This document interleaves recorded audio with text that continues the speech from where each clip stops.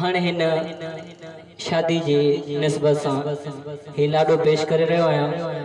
ऐं माशूक मेमन खे लाडो न चओ मौलूद ये कुटींदा सेव जी उठ पतड़ ते कुट मसर ना बंद करायो न वरी ता लाडा मौलूद चओ खुदा के मनो रब थियो राज़िया हो मुझे भाव मिठे माशूक जी शादिया तोखे माशूक प्यारा वधायूं अल्लाह तोखे माशूक प्यारा वधायूं ओ मौला तुझूं उम्मीदूं पुजायूं तोखे माशूक प्यारा वधायूं अल्लाह तोखे माशूक प्यारा वधायूं मौला तुझूं उम्मीदूं पुजायूं अल्लाह मौला तुझूं उम्मीदूं पुजायूं अदा शादी करण बेशक मिठे मदनिया जी सुन्नत अदा शादी करण बेशक मिठे मदनिया जी सुन्नत रखी शादी मेरा साईं वॾी बरकत ऐं फरहत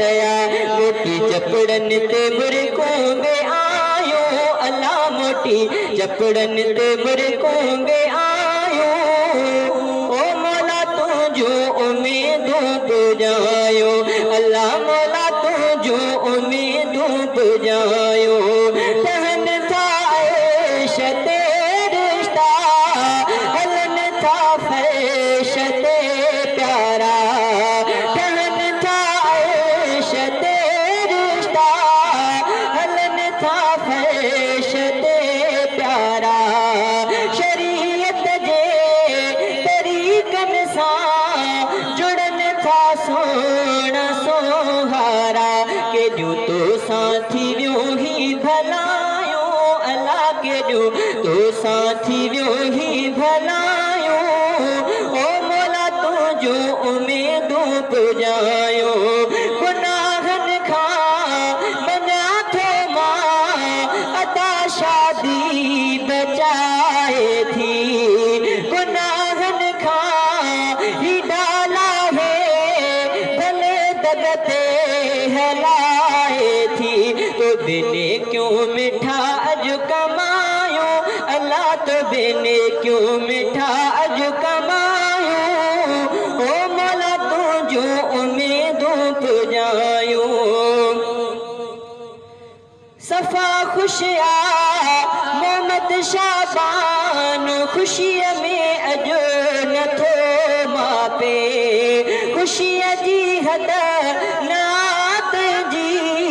सुहारा गीत थो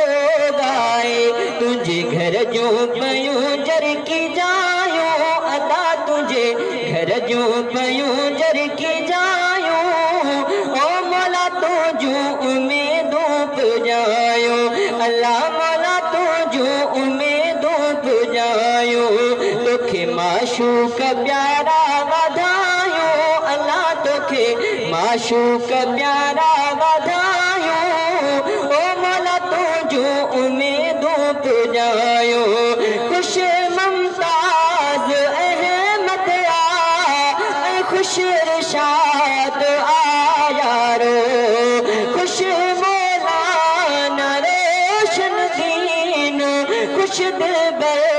अली प्यारो तुझे भाइरन बे खुशियों मनायूं अल्लाह तुझे भाइरन बे खुशियों मनायूं मौला तुझूं उम्मीदूं पुजायूं अल्लाह मौला तुझूं उम्मीदूं पुजायूं खुश इल्ताफ चाचड़वा